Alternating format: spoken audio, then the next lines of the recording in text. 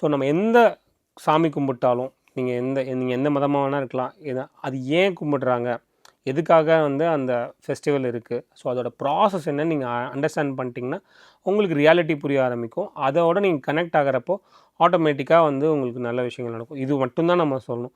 So அவங்களுக்கு ஒரு enjoyment கொடுக்குது, அவங்க ஒரு ஹாப்பியாக இருக்காங்க அப்படின்ற ஒரு பாசிட்டிவ் மட்டும் எடுத்துக்கலாம். பட் ஜென்ரலாக பண்ணாமல் இருக்கிறது நல்லது. பிகாஸ் வந்து என்விரான்மெண்டல் பொல்யூஷன் அது கரையலைன்னா ஆட்டோமேட்டிக்காக நீங்களே கேள்விப்பட்டிருப்பீங்க, பிளாஸ்டிக் வந்து மக்கவே மக்காது அப்படின்னு.